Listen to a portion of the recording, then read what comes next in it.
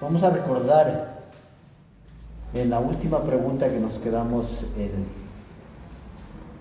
la sesión pasada, que era sobre qué significa que Dios es uno en esencia y tres en persona, y cómo se enseña la Trinidad en la Biblia. Ya lo habíamos escuchado en la prédica del domingo sobre la Trinidad, pero nos faltó tiempo la sesión anterior y queremos hacer un pequeño recordatorio de lo que se habló sobre la Trinidad. A ver, ¿alguien que quiera de los tres? A David escuchamos, él no estuvo la vez. Bauticémoslo. Bueno, el asunto de la Trinidad, a pesar de que la palabra no existe en la Biblia, es importante porque es como aclaramos que estamos adorando la persona correcta, ¿no? Porque hay varios dioses en el mundo y solo decir Dios no es suficiente.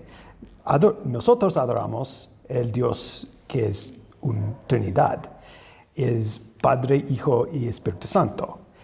Y no nos decidimos esto, es lo que la Biblia revela y es la mejor manera de explicar lo que la Biblia dice, que Dios es uno, pero también es tres.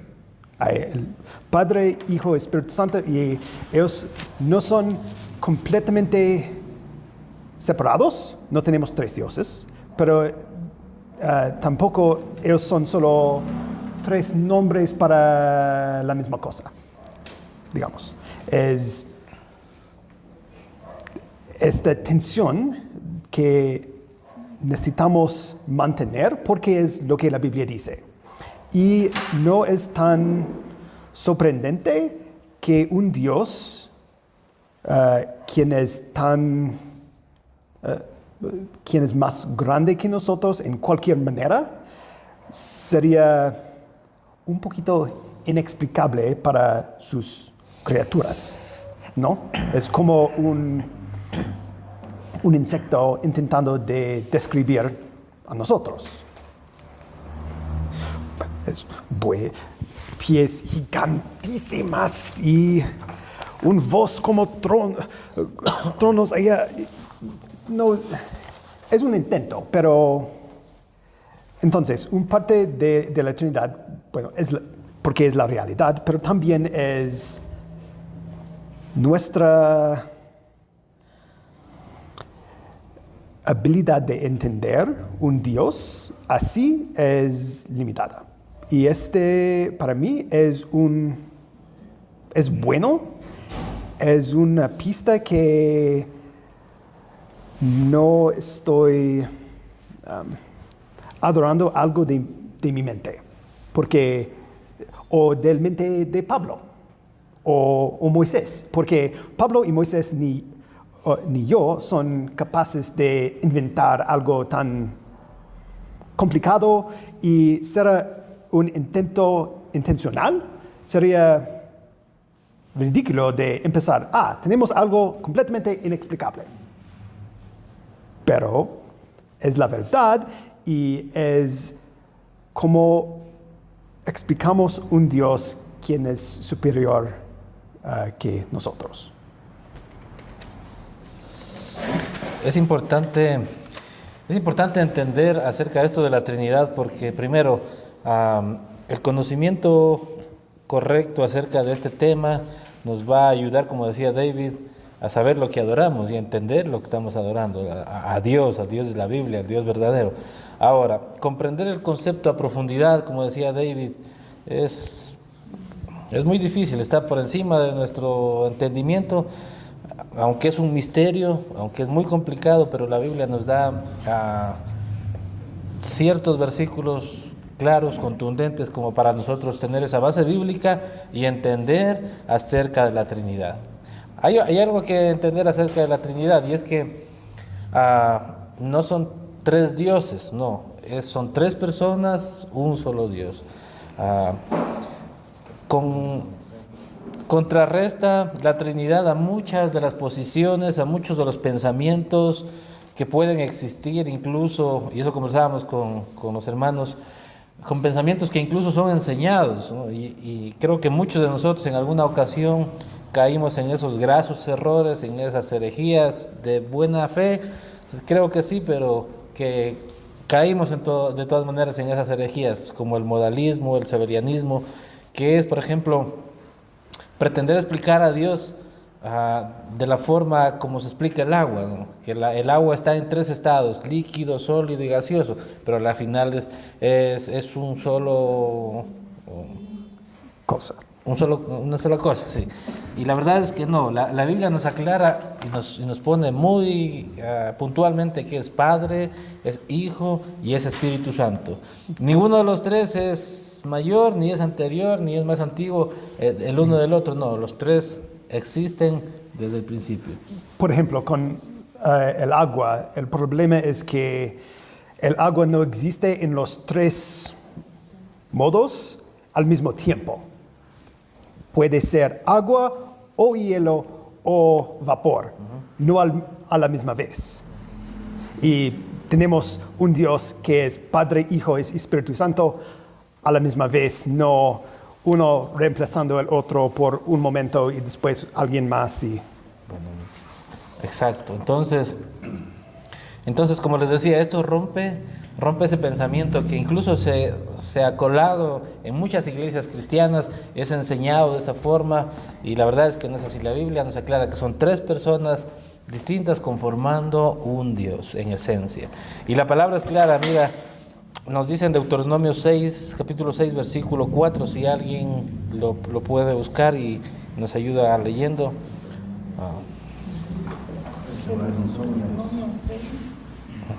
Versículo 4. Oyendo Israel. Y esta es la premisa de acerca de que Dios es uno. Dice, oye Israel, Jehová nuestro Dios uno es, ¿no es cierto? ¿Alguien tiene alguna traducción diferente? ¿O puede ayudarnos desde su Biblia leyendo también? Escucha Israel, el Señor es nuestro Dios, el Señor es uno. Ajá. Ok, entonces, aquí nos muestra claramente que Jehová, nuestro Dios, uno es, dice. Y en 1 Corintios capítulo 8, versículo 4, mira lo que nos dice también. Busquemos.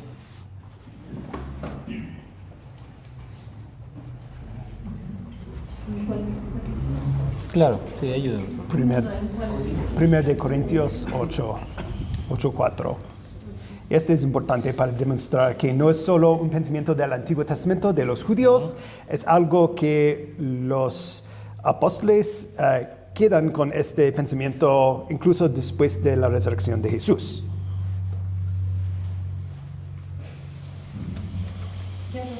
A ver, Sandrita. Dice, en cuanto a los alimentos que se ofrecen a los ídolos, sabemos que un ídolo no tiene valor alguno en este mundo y que solamente hay un Dios. Ya.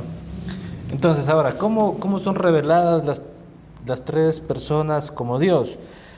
Efesios capítulo 1, versículo 3 nos va a indicar claramente el Nuevo Testamento enseñándonos, indicándonos la Trinidad. Como decía David, ¿no? La Trinidad no es una palabra que se menciona en la Biblia, no es que está establecido la Trinidad, pero vemos claramente que la Escritura nos enseña que Dios es Padre, es Hijo y es Espíritu Santo, tres personas con la esencia de Dios. Vamos a Efesios capítulo 1, versículo 3.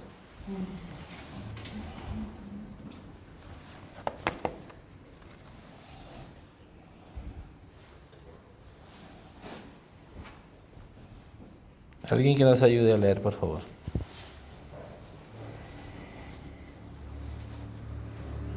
Bendito sea Dios, Padre de nuestro Señor Jesucristo, que nos ha dado toda clase de bendición espiritual en el cielo a través de Cristo. Uh-huh. Vemos que muestra a cuántas personas hay en ese versículo.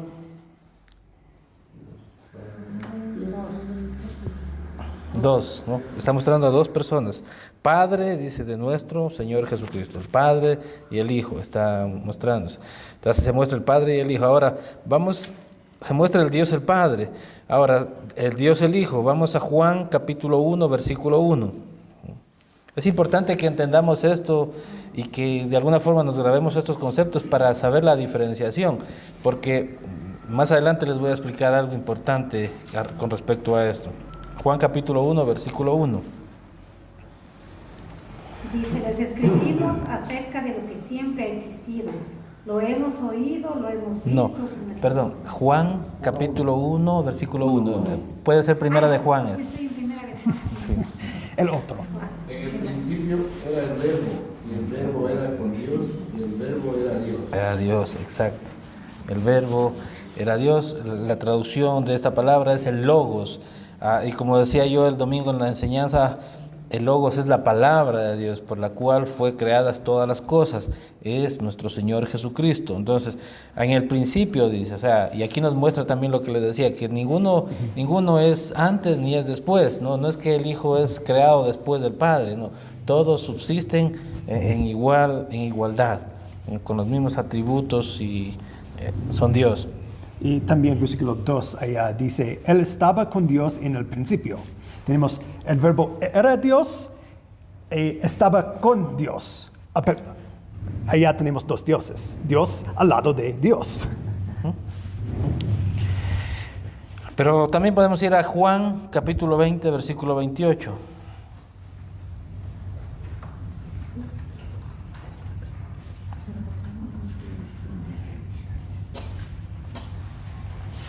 Juan 20, 28. La confesión de Tomás. Si alguien lo tiene, puede ayudarnos leyendo.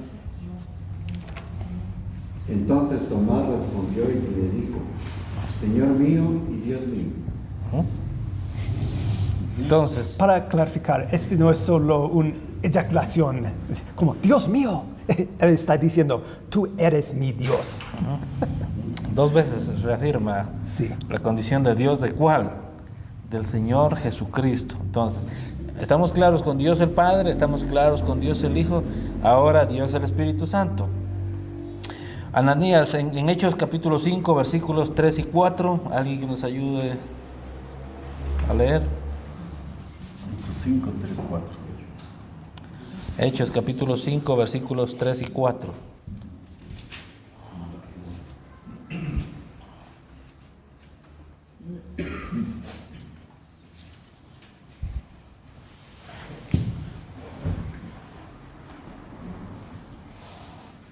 Entonces Pedro dijo, Ananías, ¿por qué permitiste que Satanás entrara en tu corazón? Mentiste y trataste de engañar al Espíritu Santo. Vendiste el terreno, pero porque te quedaste con parte del dinero. El terreno era tuyo antes de venderlo. Pudiste haber dispuesto el dinero a tu gusto. ¿Por qué se te ocurrió eso? Le mentiste a Dios, no a los hombres. Y también podemos ir a 1 Corintios capítulo 2, versículo 10. En Hechos el punto es mentir al Espíritu Santo es igual como mentir a Dios. Y también es una evidencia que el Espíritu Santo no es una fuerza, es una persona con quien tú puedes mentir, es alguien personal. ¿Alguien tiene 1 Corintios capítulo 2, versículo 10? Pero Dios nos lo reveló a nosotros por el Espíritu, porque el Espíritu todo lo escudriña, aún lo profundo de Dios. Aún lo profundo de Dios, ¿por qué? Porque es Dios mismo. Ahora, aquí estamos con base bíblica mostrando la Trinidad, ¿no? Padre, Hijo y Espíritu Santo. ¿Por qué? Porque esto viene a romper nuevamente también herejías que en pseudo iglesias cristianas se enseñan, por ejemplo los unicitarios o los unitarios, que dicen que Jesús es Dios y que Jesús es es Jehová encarnado y que solamente Jesús es Dios, no hay más, no hay Padre, no hay Espíritu Santo. Es la versión de Dios actualizada. Exacto. Entonces, la Escritura claramente muestra, o sea, no sé ni siquiera de dónde sacaron eso, pero muestran a Jesús nada más como el único Dios.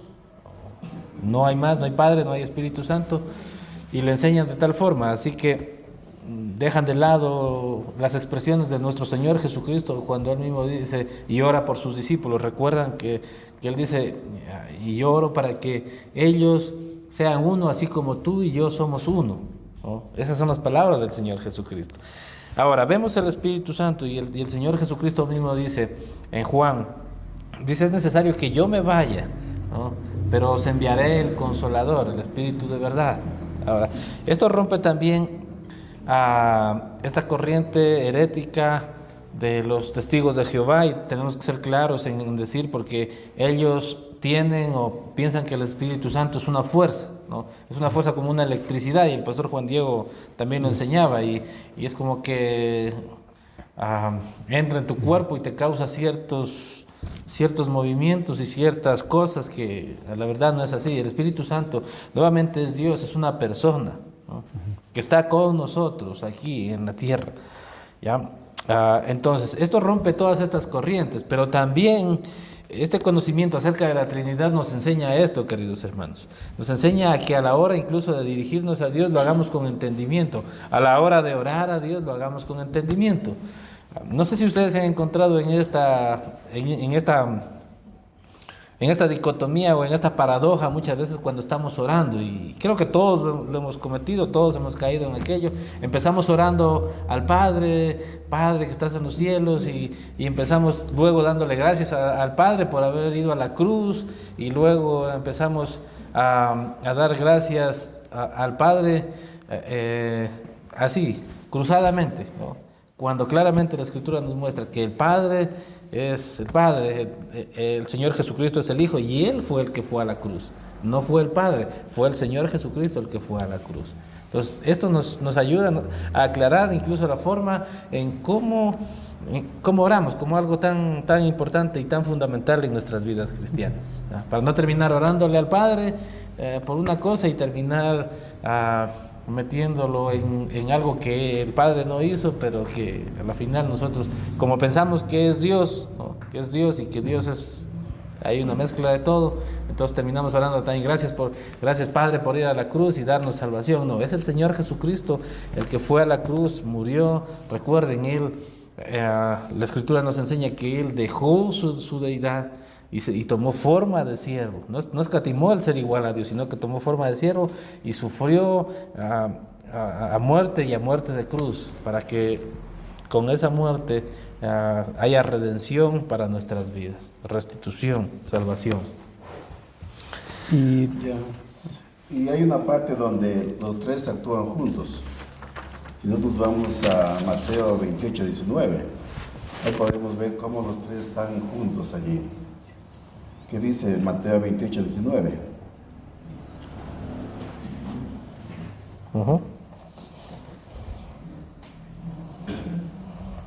Por tanto, id y hacer discípulos a todas las naciones, bautizándolos en el nombre del Padre, y del Hijo y del Espíritu Santo. Ahí están los tres juntos.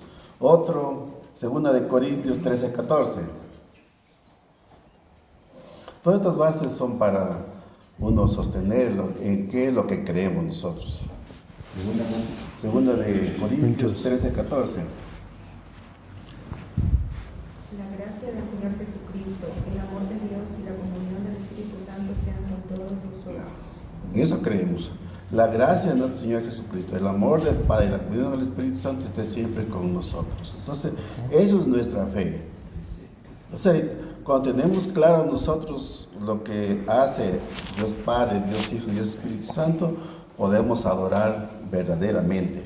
Entonces, esto tenemos que entender nosotros. Y es bien difícil entender, a ver, ¿cómo es que la palabra en Deuteronomio 6:4 dice que solo hay un solo Dios?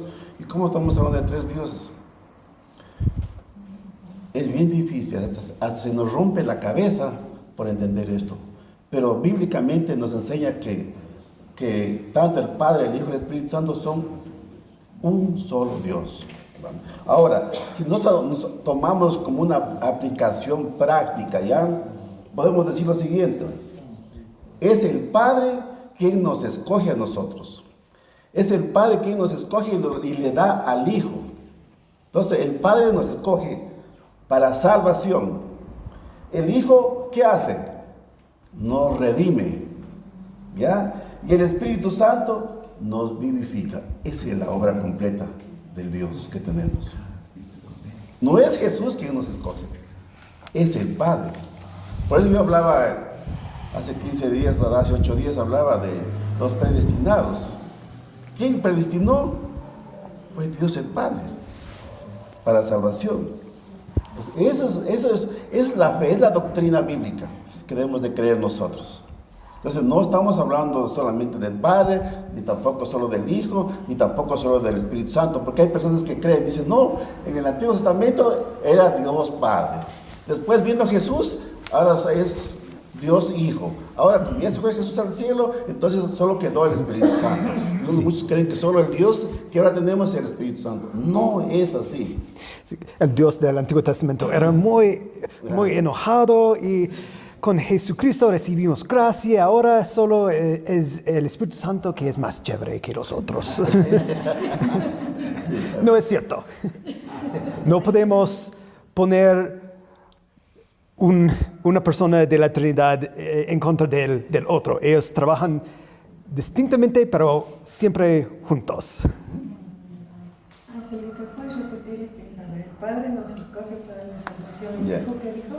El Padre nos escoge. Yeah. El Hijo nos redime y el Espíritu Santo nos vivifica. O sea, nos conecta con Cristo. Pastor, disculpe, un ejemplo más en las Escrituras, este verso que ya leímos, donde dice Jehová nuestro Dios, Jehová uno es. Sí. Noto que la palabra Jehová en el hebreo original es Elohim. No.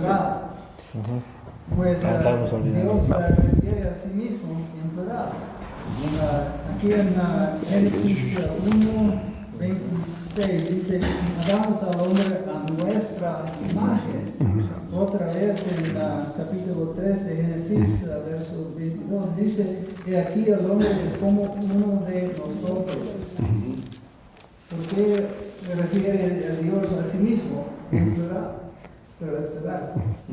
Solo para clarificar, Jehová es su nombre y no tiene un otro sentido.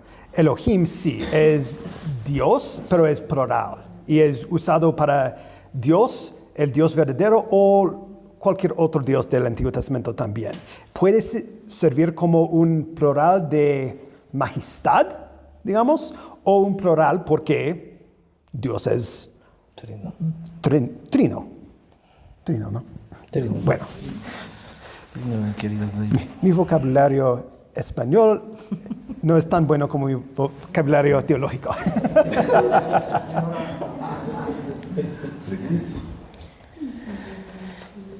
Tengo un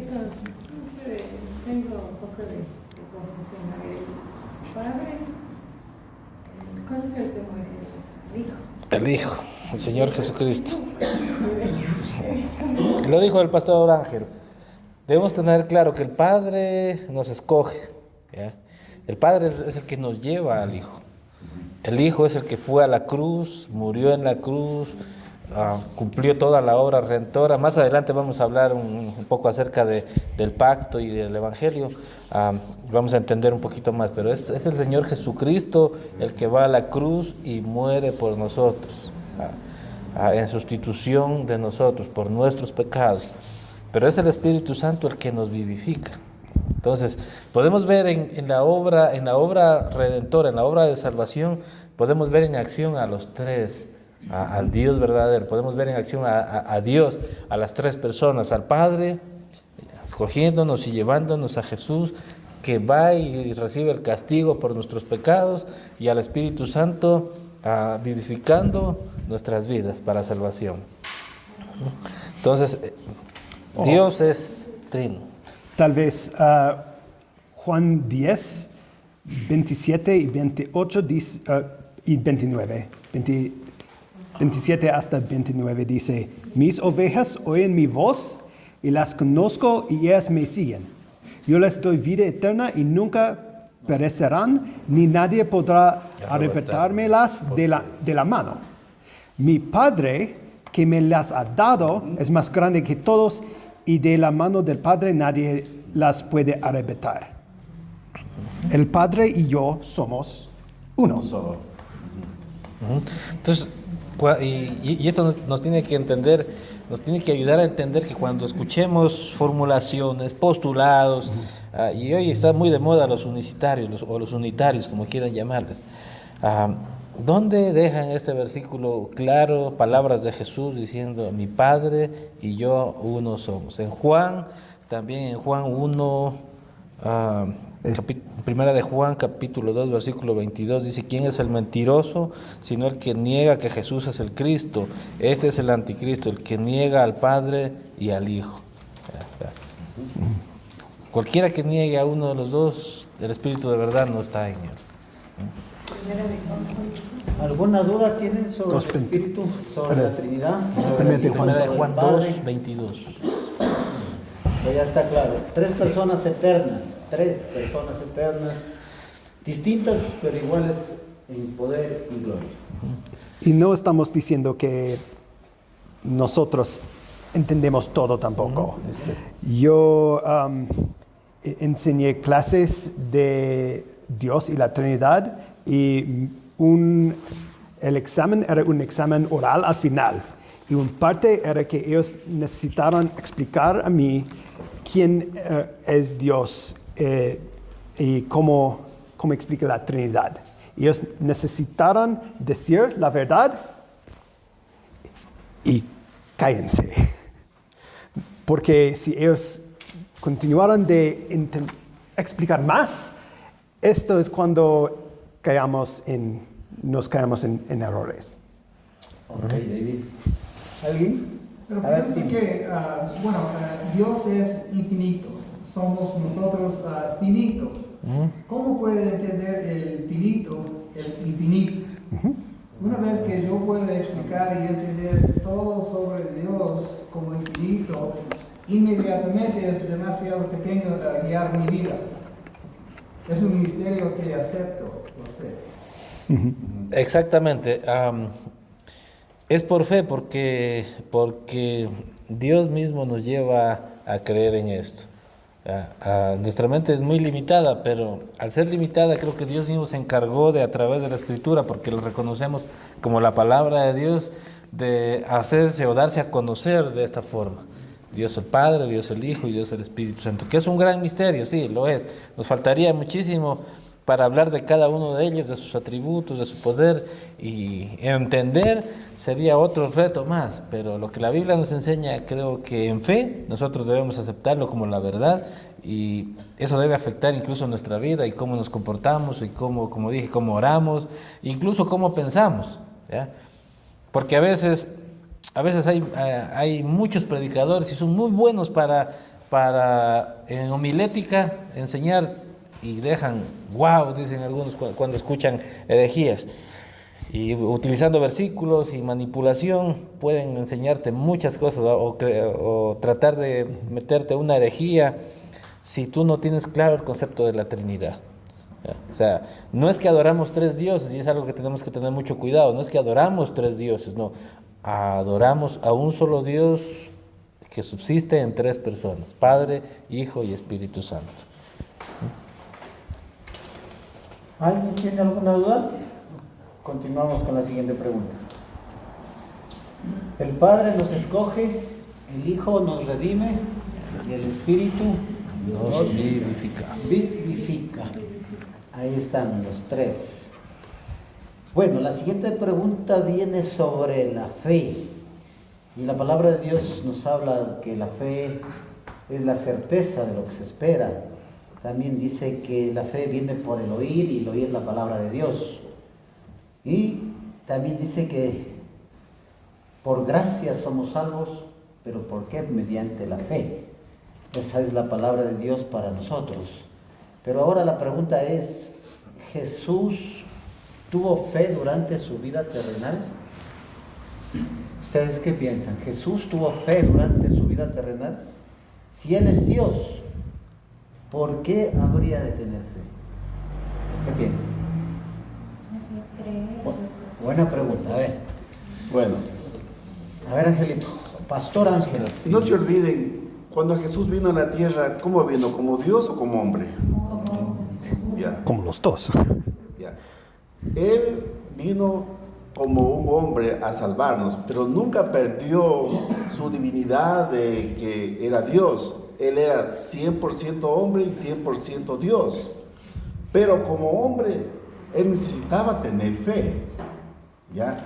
Y la Biblia demuestra ejemplos que siempre, desde que nació hasta que murió, Jesús siempre estuvo sujeto a su Padre, ¿ya? Él hacía todo lo que Él le decía que haga. Entonces eso nos demuestra su fe, su obediencia permanente en su Padre, porque Él necesitaba, ¿sí?, creer. Él incluso murió todo por fe, ¿ya? No nos olvidemos eso, porque Él estaba representando como un hombre, como igual que nosotros, que igual nosotros también necesitamos fe. Claro que Jesús, obviamente la fe de Él era muy superior a la nuestra, pero igual Jesús necesitaba esa fe y realmente nos demostró con sus hechos. ¿Quieres aclarar de ello? Es similar a la pregunta si Jesús es Dios porque Él necesitó estar lleno del Espíritu Santo. Él ya es Dios. No necesitaba un Dios extra para recibir el poder. Es parte de Dios. Pero como hombre, Él está en el mundo para morir y salvarnos como un sacrificio, pero también para cumplir lo que no podemos cumplir, una vida perfecta, sin cualquier pecado o error, y también para demostrar a nosotros cómo es vivir como un hombre piadoso, un hombre con fe, con el poder del Espíritu Santo. No porque podemos vivir como Dios, excepto después de nuestra salvación, pero después de nuestra salvación tenemos la oportunidad de vivir en la misma fe y poder del Espíritu Santo como Dios, como Jesús experimentó. Hebreos capítulo 2, versículo 13. Vamos a ver un poco para... Alguien que nos ayude a leer, por favor. Hebreos capítulo 2, versículo 13.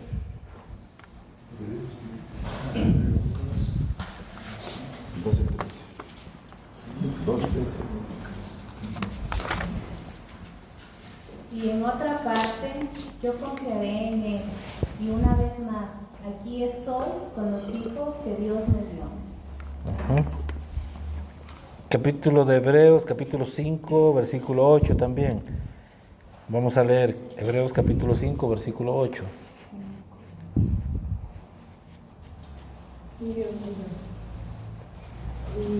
Y aunque era hijo, por lo que padeció, aprendió la obediencia. Lucas capítulo 23, versículo 46 también vamos a leer.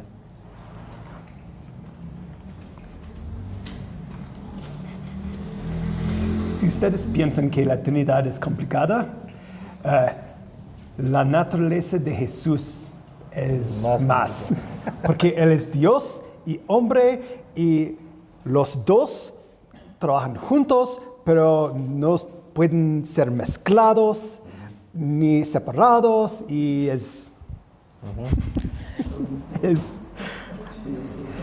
la iglesia pasó los primeros 300 años discutiendo de la naturaleza de Cristo. Lucas, ¿cuánto disculpe? Lucas capítulo 23, versículo 46.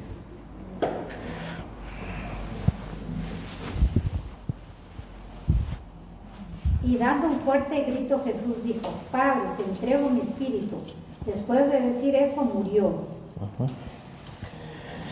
Esto con respecto a qué, porque saldría una pregunta: ¿por qué Jesús necesitó tener fe en la tierra, como dijo David, si Él era Dios?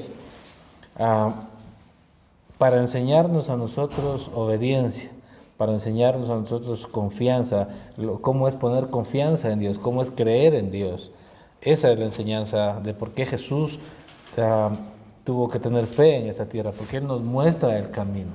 En Hebreos, el libro de Hebreos nos muestra que Él es nuestro sumo pontífice, Él es el camino, Él es el que nos enseña el camino, ¿ya? Entonces, para eso es que Jesús tuvo que tener fe aquí en la tierra. Sí, Hebreos 12, verso 2 dice: Jesús es el autor y consumador de la fe. Uh-huh.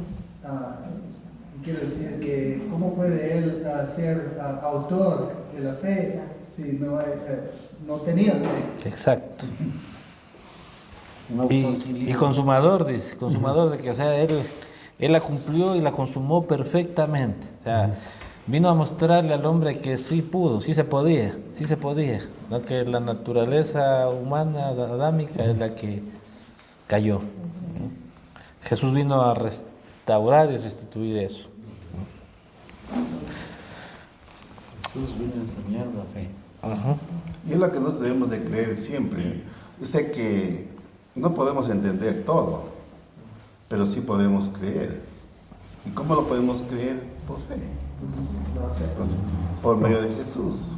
Entonces, yo me pregunto a veces, digo, porque muchos dicen, bueno, Jesús cuando vino a la tierra, ¿por qué no vino como un ángel? O como Dios mismo. ¿Por qué tuvo que venir como hombre? Para morir para hombres. Primeramente para salvar a hombres. Y segundo, ¿qué pasaría si hubiera venido como Dios? ¿Quién le iba a entender?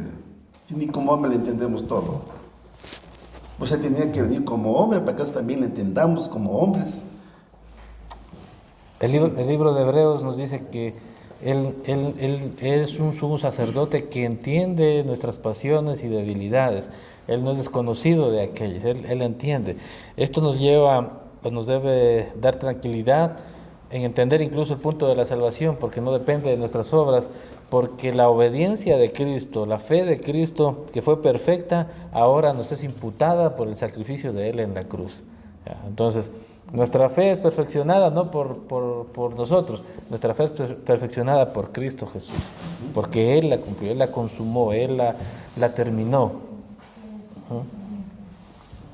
Eso, mis queridos. No sé si tienen alguna pregunta. Podemos. ¿Alguien tiene alguna pregunta sobre si Jesús tuvo fe? O cualquier cosa. O no debería haber tenido fe, porque era Dios. ¿Está clara la respuesta, hermano? ¿Sí? ¿No? ¿No entendiste, Carmita? Bueno, ¿algo más que acotar, David, sobre esta pregunta? ¿No? Eso no. Está claro, es claro. Yo tengo una cosa. A ver. ¿Existe algún versículo que diga que Jesús tenía fe? Porque aquí el versículo dice que Él era el autor y el consumador de la fe. ¿Existe algún versículo que diga que Él tenía fe? Porque yo, o sea, de acuerdo a lo que la palabra leído, o sea, Él lo que vino es simplemente sería una palabra de la obediencia, o sea, Él ya sabía prácticamente a lo que fue llamado. Por eso cuando dice la palabra, nosotros también fuimos llamados. Por eso dice el Señor que el sacrificio no quiere, sino obediencia. Entonces es el mismo llamado, por ejemplo, que nosotros en este caso tenemos, pero Jesús en este caso, como dice, era 100% Dios, 100%. No te comprendí la pregunta, nada, la verdad. O sea, no entiendo en esa parte porque dice que Jesús es el autor y consumador de la fe, pero no he encontrado ningún versículo, o por eso quería saber que dice hay algún versículo de la Biblia que diga que Jesús tenía fe. Pero si es el autor. O como dijo Tim, si es el autor, o sea, tú escribes un libro y tú eres la autora, o sea, es porque tú sabes lo que escribiste. Bueno, vamos a Hebreos 2. Lo que dijo Tim estuvo muy claro. También necesitamos recordar que fe y confianza son la misma cosa, ¿no? No es que fe es algo espiritual y confianza es para el mundo real. Son dos verbos para describir la misma idea.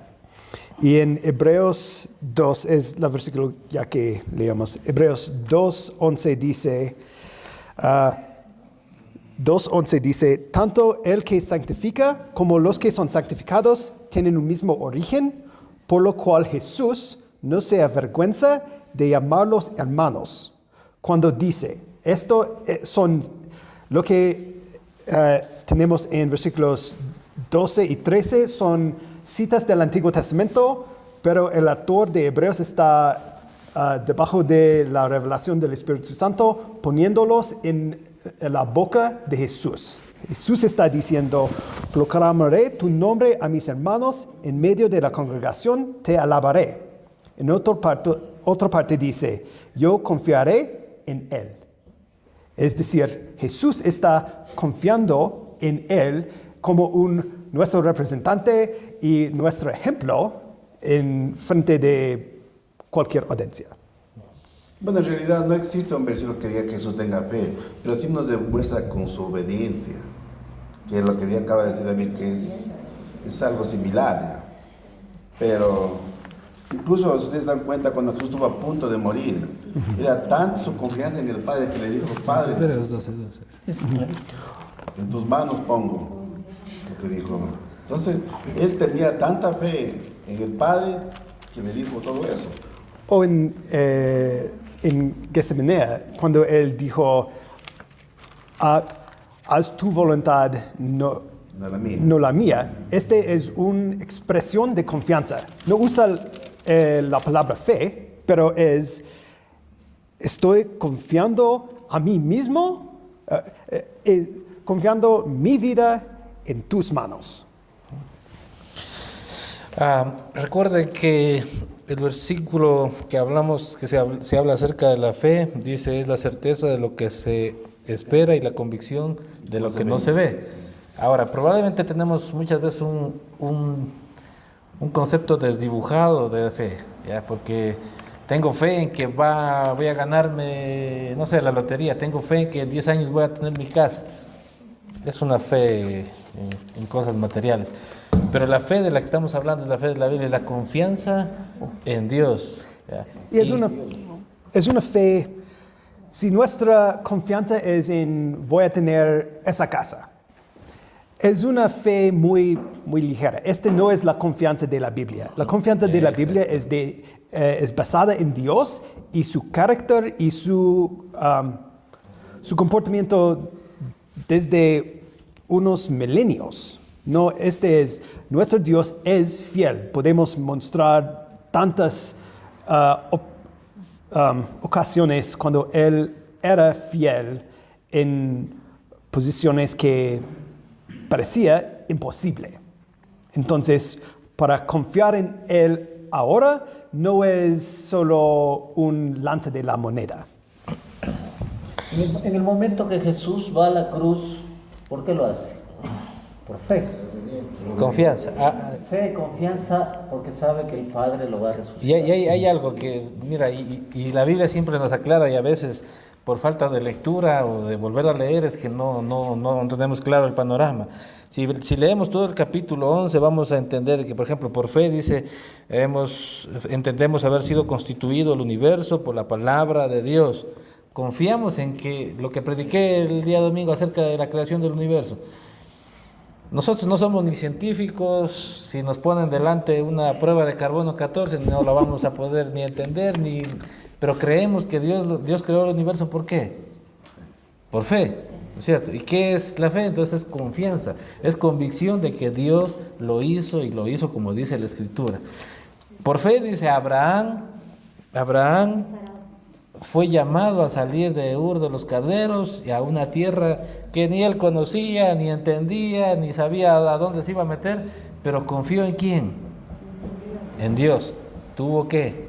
Fe en Dios, de que si él lo prometía, si él lo decía, iba a ser como él decía. Entonces, esa confianza es la que, esa fe es la que tuvo el Señor Jesucristo cuando él dice, pondré mi confianza en tus manos. ¿Ya?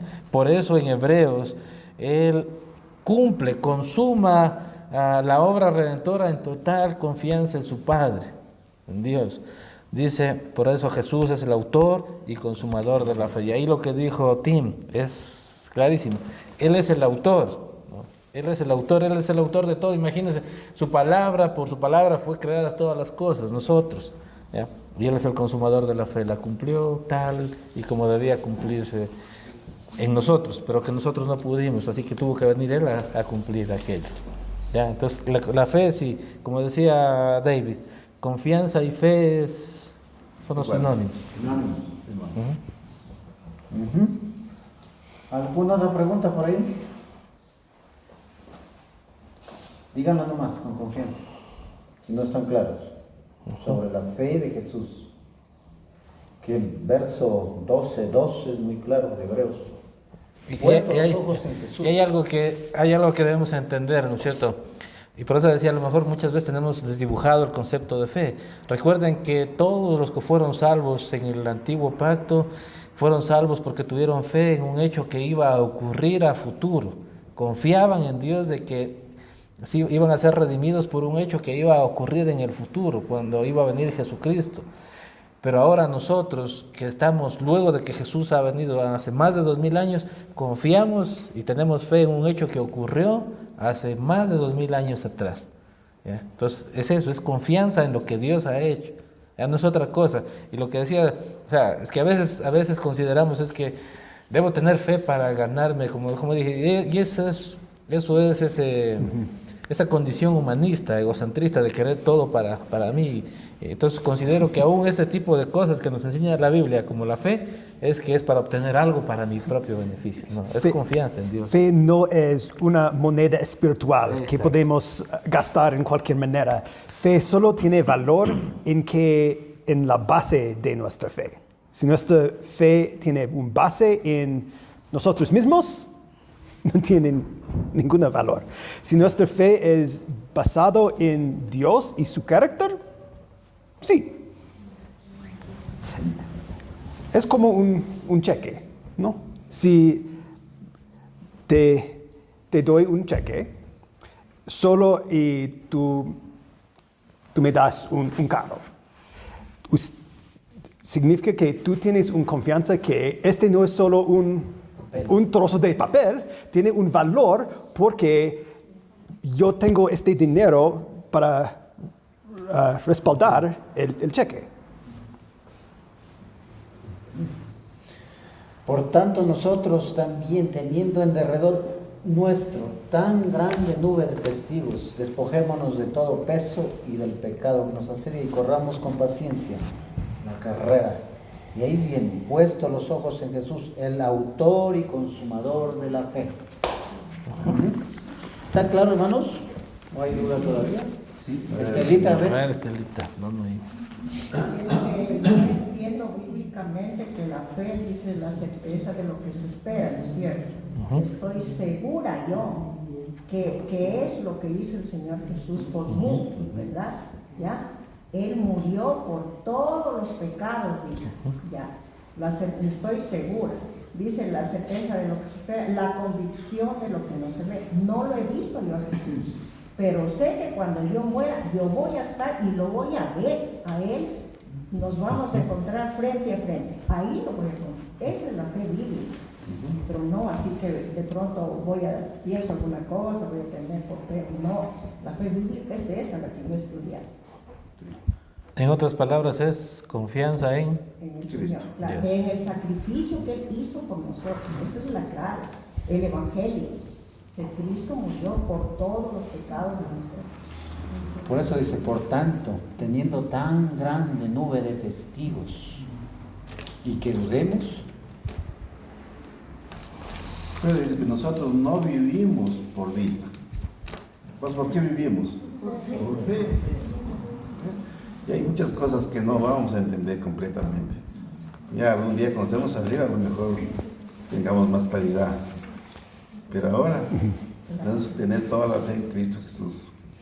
Fe significa estar nostálgica para un lugar que ya no hemos visto. O todavía no hemos visto. Otra preguntita. El día domingo yo le escuché a Pastor Angelito, o entendí mal tal vez yo, que decía que hay un pequeño grupo que son escogidos para salvación. O yo entendí mal, porque no dice la palabra eso. Dice que Cristo murió por todos los pecados de toda la humanidad. Ahora dice que quien cree en Él será salvo, y el que no creyó será condenado, desde ya es condenado. Y entonces ahí no dice que escogió un grupo para ser salvo y otro para ir al infierno. No dice la palabra. Bueno, si nosotros analizamos Efesios 1, de 4 al 6 que yo leí, solo si nosotros nos basamos en las primeras palabras de Efesios 1, 4, dice que Él nos escogió. Al momento de escoger, ¿por qué dice escogió? Quiere decir que a ciertas personas escogió, no dice a todas. ¿Es verdad? Si yo tengo, por ejemplo, no sé, varias cosas, por decirlo en una mesa, y yo escojo solo ciertas cosas, digo, para hacer cualquier trabajo, por ejemplo. La palabra sería tomó. Claro, No dice no escogió. dice tomó todos, dice escogió. ¿Sí o no? Sí, según nos escogió en Él antes de la fundación del mundo, para que fuésemos santos y sin mancha delante de Él. Y dice antes, o sea, antes que naciéramos, antes de ser, incluso de ser creados, ya nos escogió. Ya. Entonces, mire, no dice todos. Ahora, la condición es si los que creen, esos sí serán salvos, porque puede ser escogido y si no cree, igual se va al infierno. Porque la palabra de Dios es clara, dice, porque de tal manera Dios amó. Ese es Juan 3:16. Para quien cree en Él no se pierda, mas tenga vida eterna. Bueno, necesitamos clarificar que la salvación no es universal. Es disponible para cualquier persona, pero no todo el mundo va a llegar al cielo. Es una opción, es posible, pero no significa que ellos van a aprovechar de la oportunidad. Y Lucas 13:22. Continuando su viaje a Jerusalén, Jesús enseñaba en los pueblos y aldeas por donde pasaba. Señor, ¿son pocos los que van a salvarse?, le preguntó uno.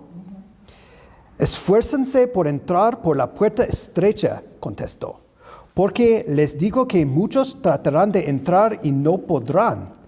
Tan pronto como el dueño de la casa se ha levantado a cerrar la puerta, ustedes desde afuera se podrán a golpear la puerta diciendo, Señor, ábrenos.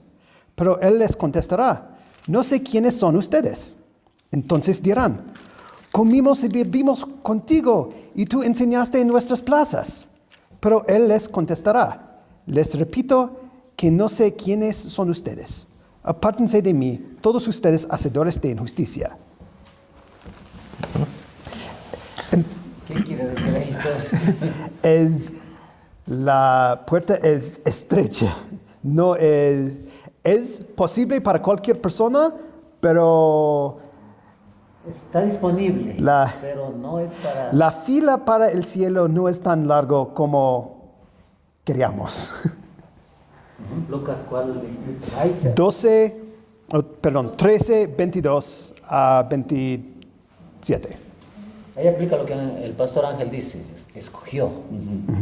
Claro, es que creo que el texto de Efesios es bien claro cuando dice escogió o predestinó. Entonces, no es que a todos. O sea, yo leí incluso versículos donde dice que también así mismo ya los predestinó para condenación. Imagínense. ¿Por qué dice todos esos versículos? ¿Por qué predestinó predeterminó para condenación? Mateo 25, capítulo 25, versículos 31 al 46. A veces luchamos con la soberanía de Dios y pensamos que nuestro Dios nos dice que es bueno, pero a la hora de ver que Él escoge a quien quiere, pensamos de que no es tan bueno, ¿no? Y la verdad es que eso le corresponde a la soberanía de Dios, pero su palabra nuevamente nos da pautas para que tengamos claridad en aquello. ¿Qué dice la Escritura? Mateo 25, 32 dijo. 31 al 46. Mateo capítulo 25, versículos 31 al 46.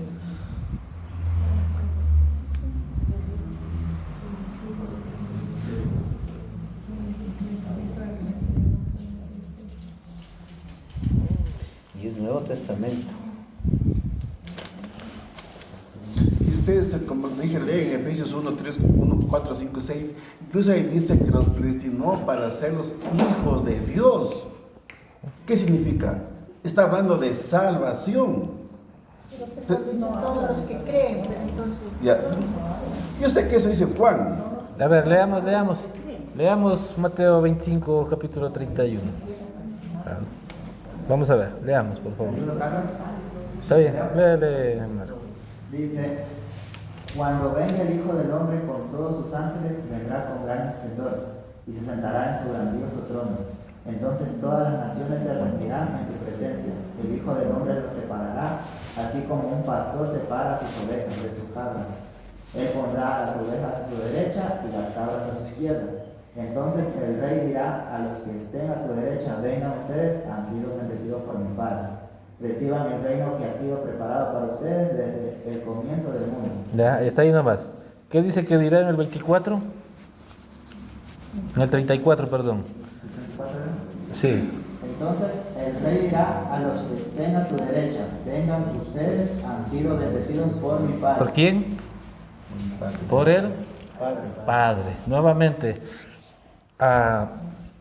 Y acabamos de hablar, el Padre es el que escoge, es el que lleva, y nuevamente es su soberanía. Ahora, este versículo de Juan 3:16 habla del amor de Dios, habla de la expresión tan grande y majestuosa del amor de Dios. Ahora, ¿ustedes creen que nosotros, quién de nosotros puede decir honesta y sanamente que lo buscó a Dios porque le nació en el corazón buscarlo a Dios? Nadie de nosotros. La Escritura es clara y dice que no hay uno que busque a Dios, no hay uno. Es el Espíritu Santo llevándonos a conocerle a Él. ¿Cómo fue la pregunta que dijo? ¿La que dijo? ¿Cuál era la...? ¿Quién de nosotros? Nosotros que somos creyentes y cristianos, y quiero mucha honestidad en esto.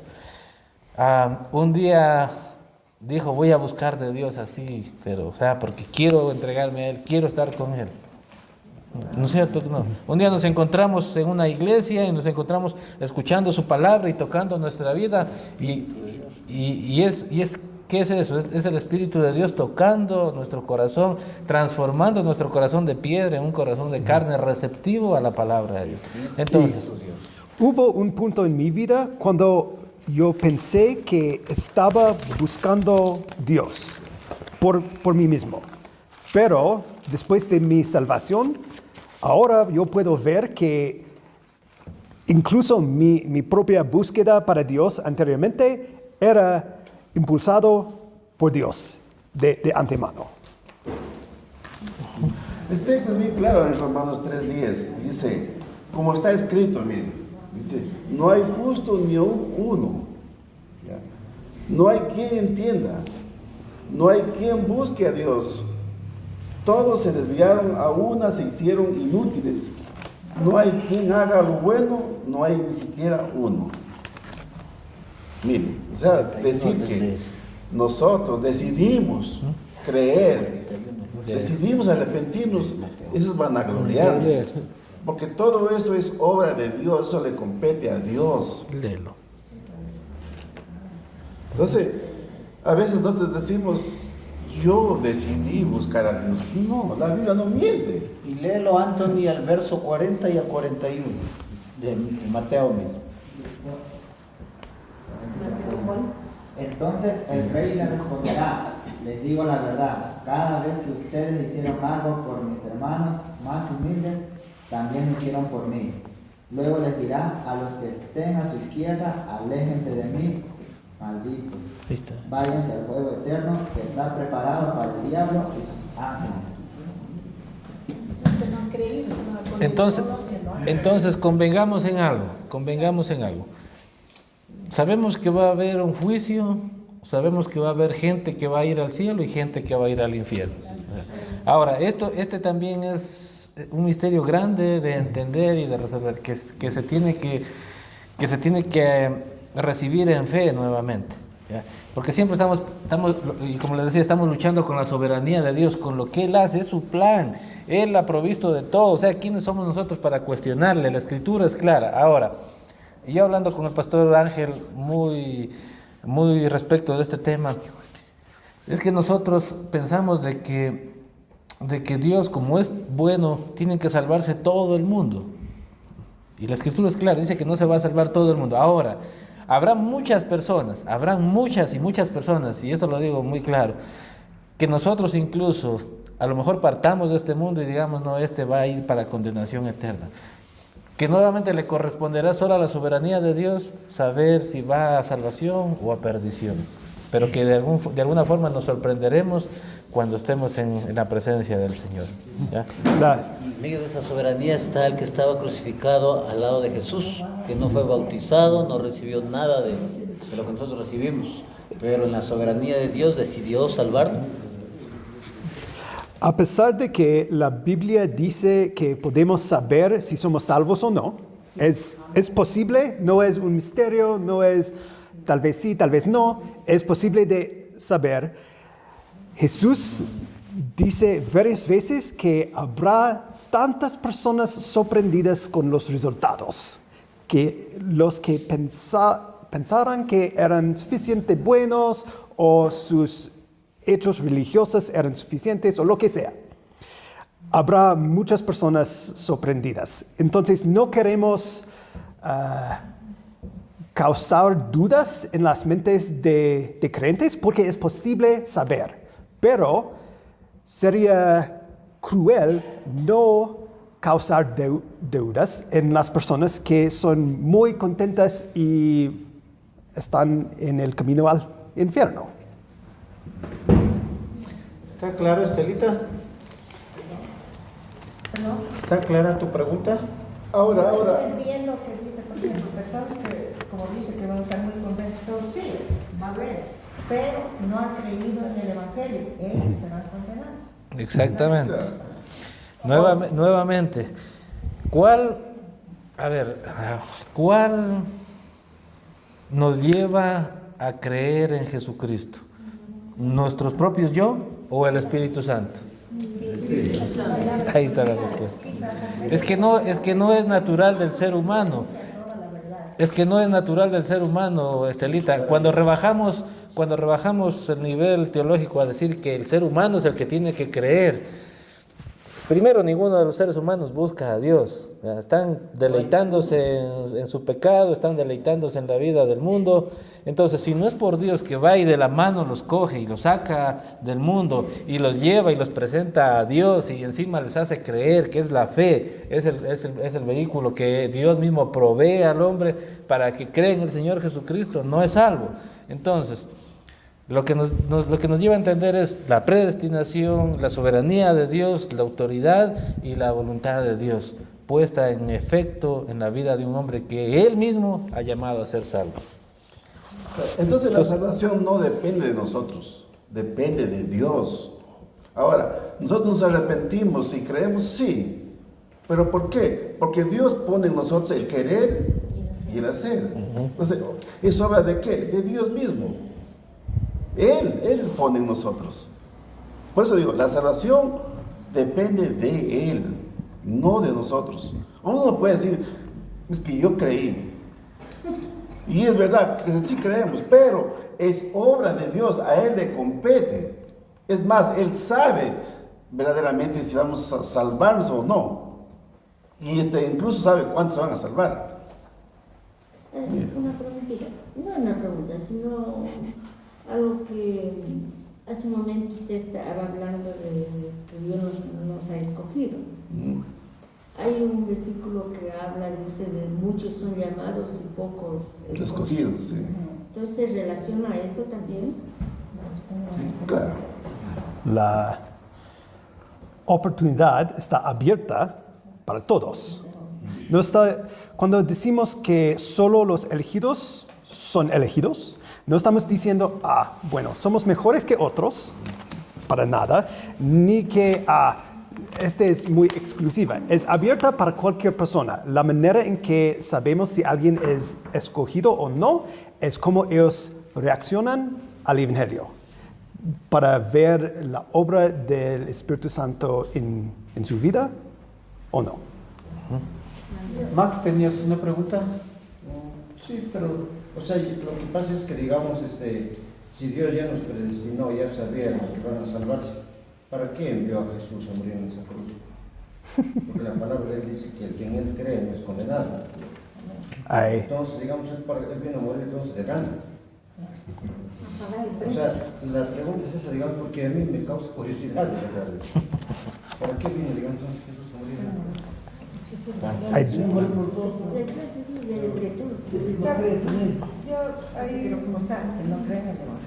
Bueno, lo que comprendo es verdad lo que dice el hermano Máximo, él vino a morir por todos, pero yo creería claro que hay predestinación, porque Dios él ya sabe quiénes íbamos a salvarnos y quiénes iban a ir al infierno, porque si no, no se hubiese creado un infierno, porque sabía que, como dice la palabra, por la dureza de nuestro corazón, realmente rechazamos el Evangelio, pero sí estamos llamados porque ahí vendría el libre albedrío, porque si en este caso el Señor solamente pondría en cada una de las personas decir para que tú creas, entonces ya no está el libre albedrío, en este caso de mi decisión, porque en este caso yo decido, porque Dios no nos obliga a nadie que lo amemos, en este caso nosotros elegimos amarlo o rechazarlo. Elegimos en este caso aceptar lo que Cristo hizo en una cruz por mí, o en este caso yo también la rechazaría, pero yo elegí,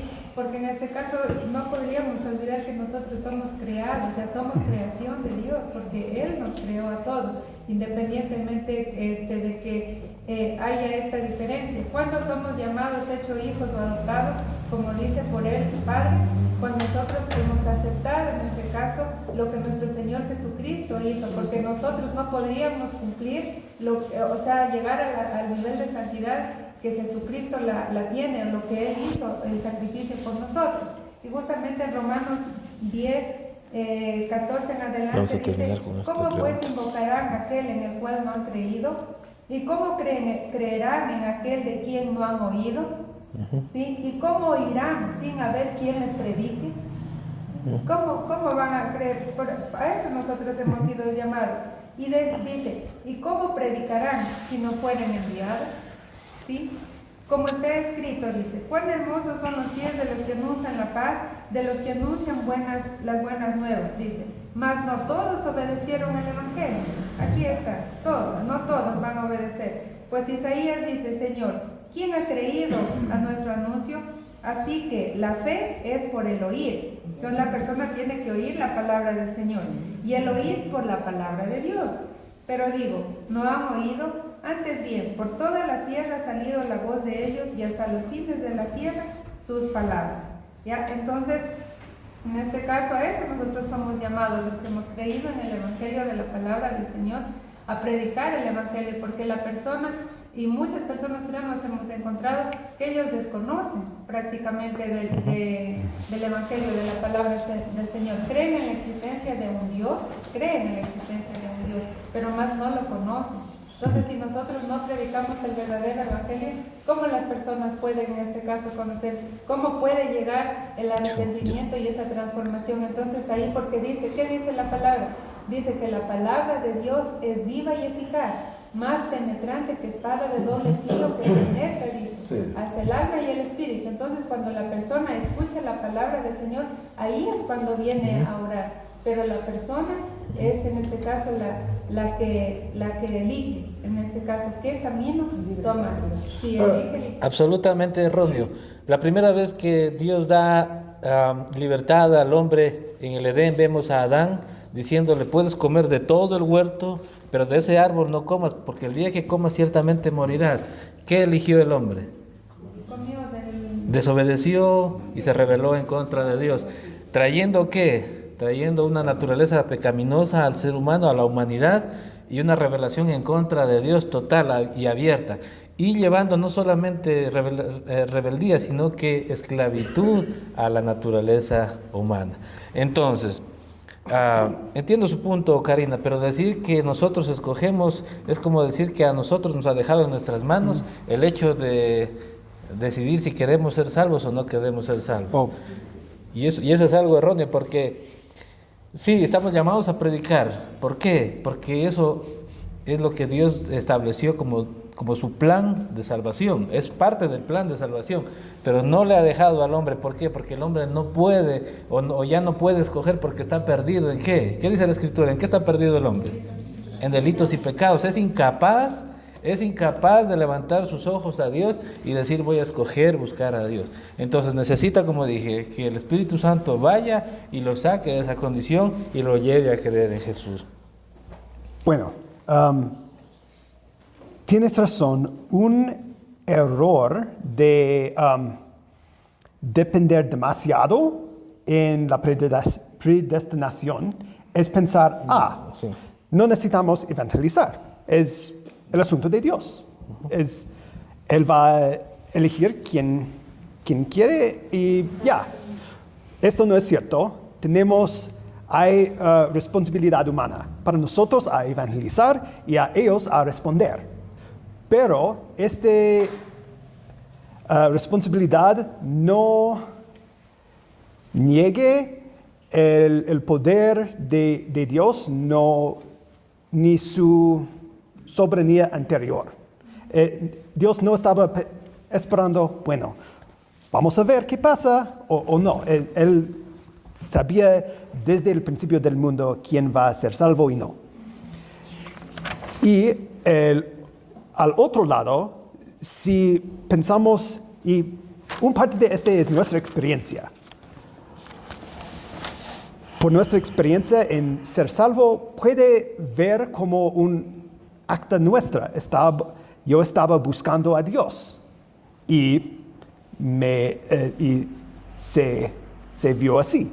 Pero teológicamente podemos ver, eso era por la obra de Dios en mi vida. Tal vez escondida, pero Dios estaba empujándome para, como un ser espiritual muerto, de levantar y buscar a Él. Es un milagro y que yo no pude hacer. Es algo que Dios hizo en mi vida.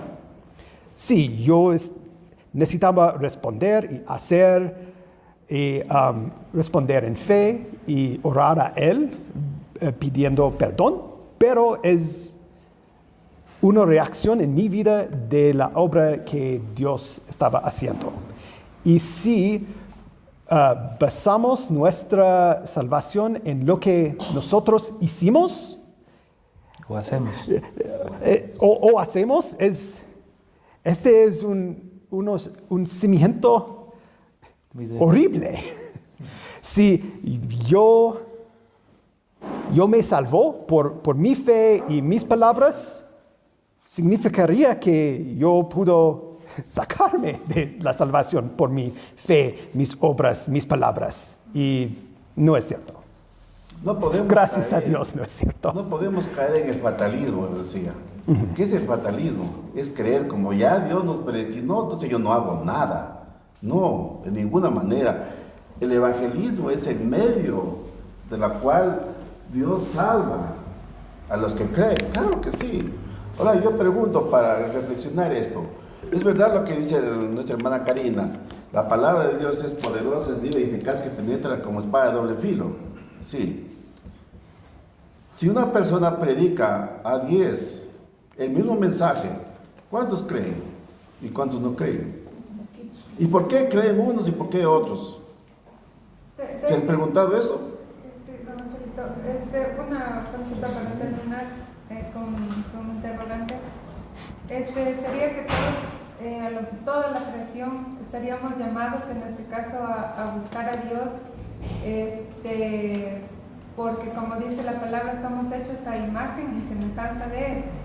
¿Ya? Entonces, si somos, es como, digamos, cuando uno se tiene un hijo, entonces saca sus rasgos, cierto tipo de características, incluso a lo mejor en el carácter.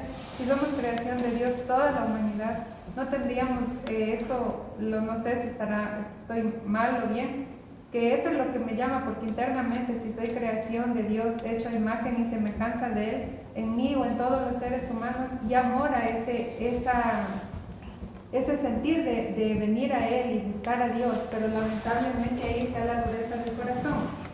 Como hijo bueno o como hijo malo en este caso, todos tenemos ese sentido de buscar a Dios porque Dios ya lo creó en nosotros, pero lamentablemente ahí es cuando nosotros, por hacer lo que nosotros queremos o por permanecer en el pecado, rechazamos a nuestro Padre, al Creador de todo el universo, de lo que existe aquí. Es lo que Romanos 1 dice, el segundo parte del capítulo, como tú leíste este domingo, ¿no? Fuimos creados con un conocimiento que hay un Dios, pero todos rechazamos este conocimiento para buscar ídolos o otros, la creación en vez del Creador. Y este es nuestro pecado y también, como dice Romanos 1, resulta que nuestras mentes son, ¿qué es la palabra? Débiles,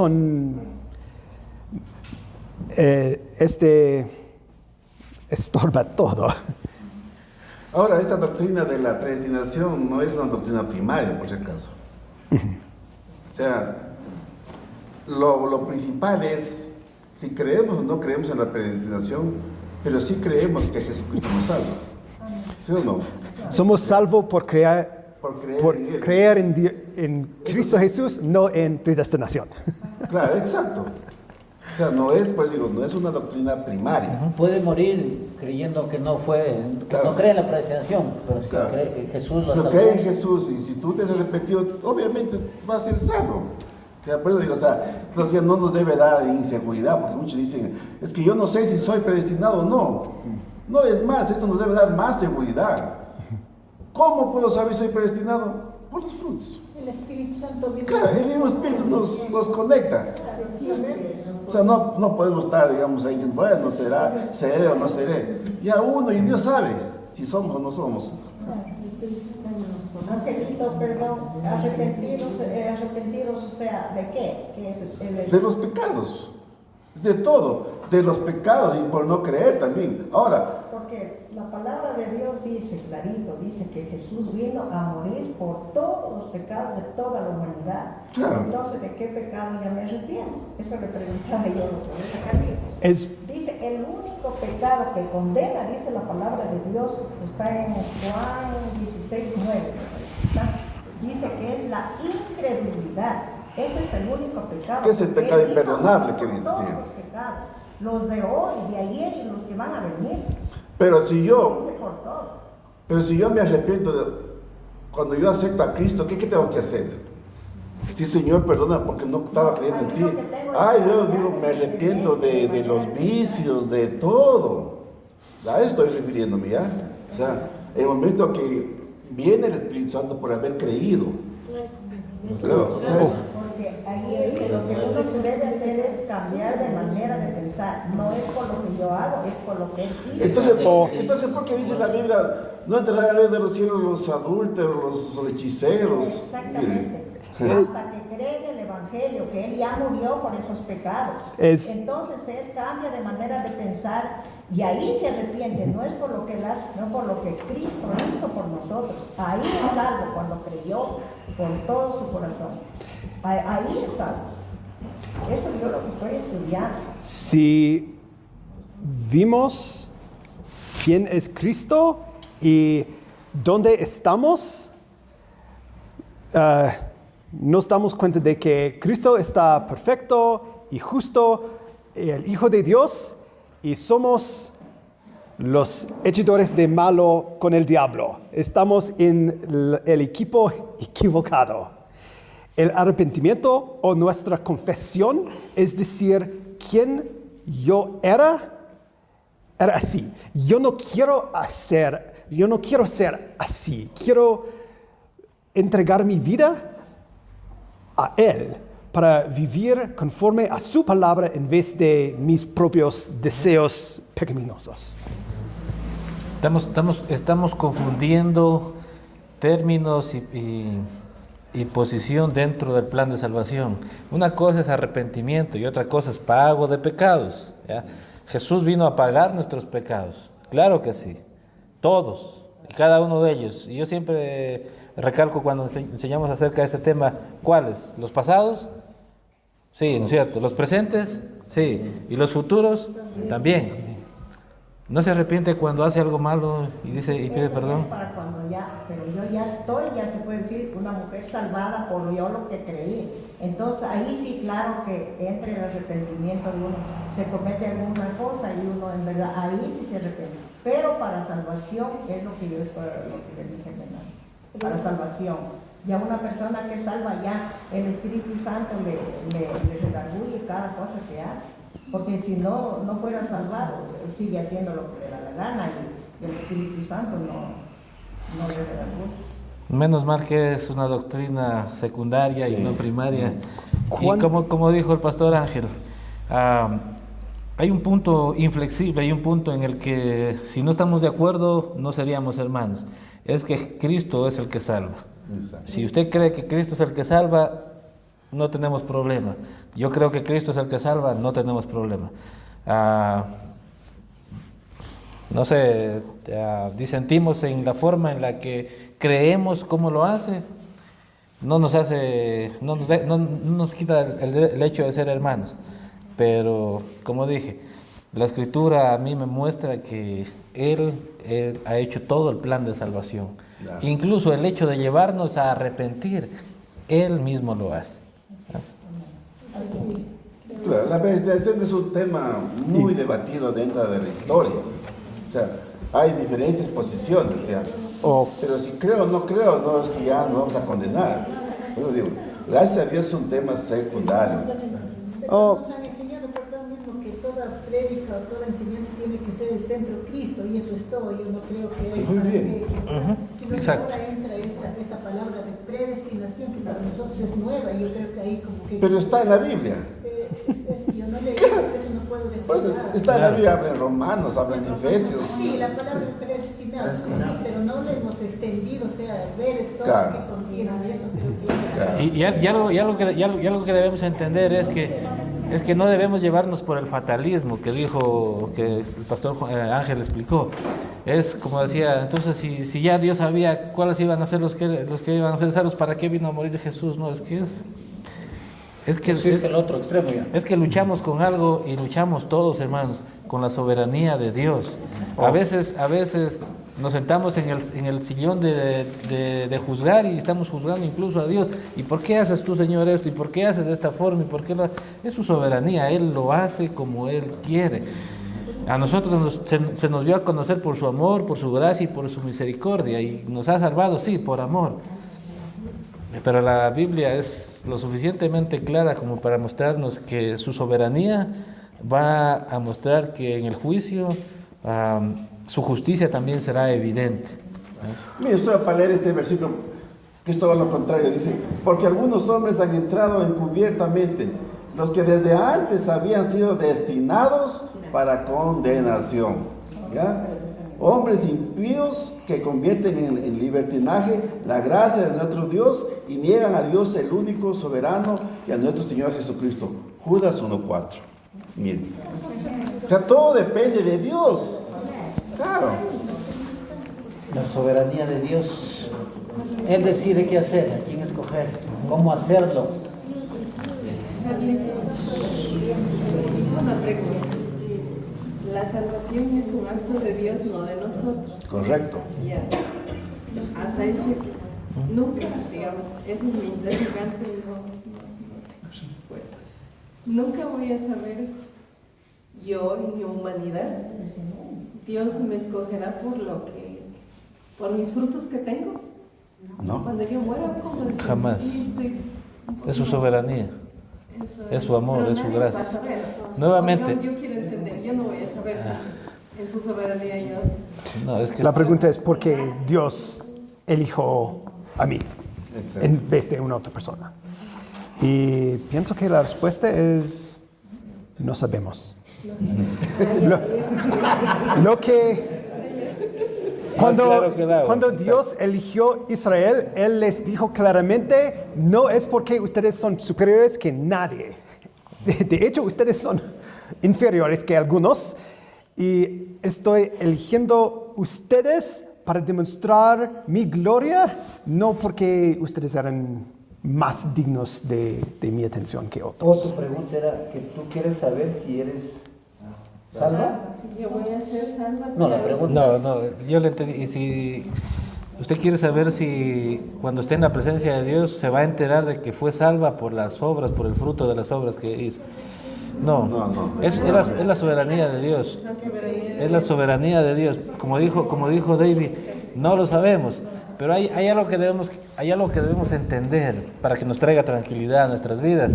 Porque esto de ser salvos no implica es que nosotros somos superiores y el pueblo de Dios, por Dios, está por acá. No. Eso nos debe llevar a vivir en una vida misericordiosa.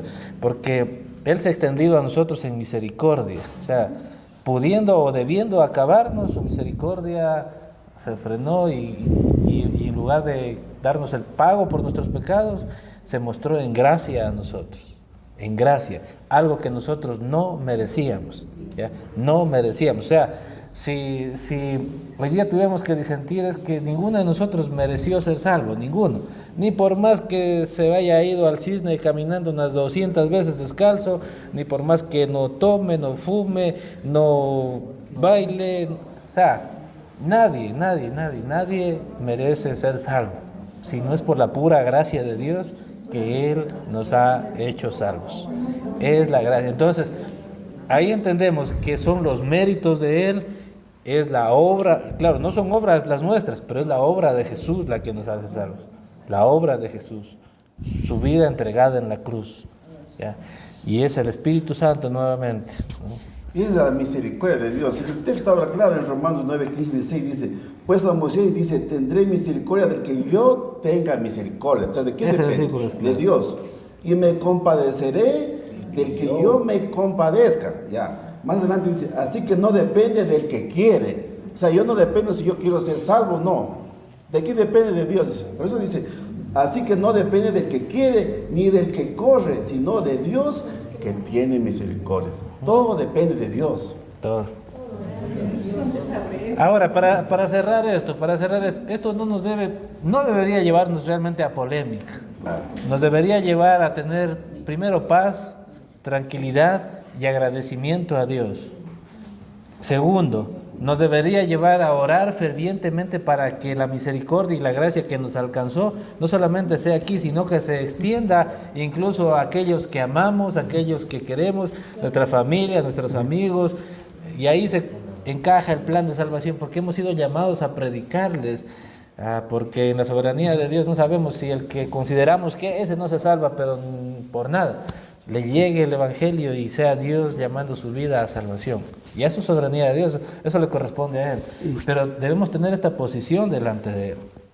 Yo añadiría que la soberanía de Dios debe hacernos humildes, porque somos los elegidos para nada, para ninguna razón de nosotros. Y es un impulso para la evangelización, porque tenemos hermanos y hermanas allá que son predestinados, que pertenecen a la mesa familiar de Dios con nosotros y sus puestos ahorita están vacíos. Este es porque evangelizamos.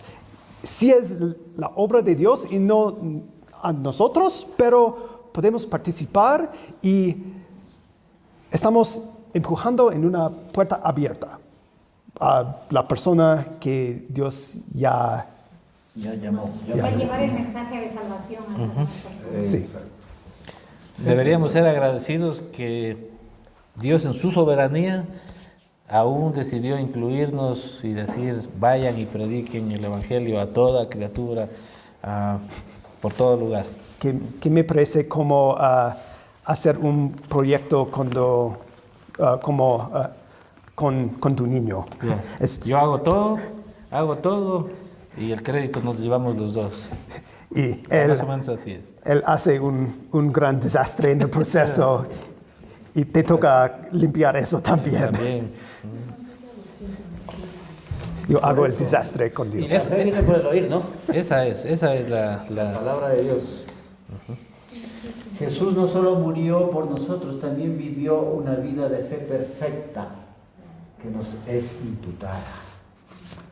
Hermanos, nos terminó el tiempo, nos hemos pasado unos minutitos, pero han sido provechosos. Se cambió el tema. Lo que dijo el pastor Carlos, que esto no nos lleve a la polémica, más bien que nos lleve a la reflexión, a orar para que mediante el Espíritu Santo nos dé el entendimiento de lo que es primordial para la salvación. ¿Qué nos lleva a la salvación?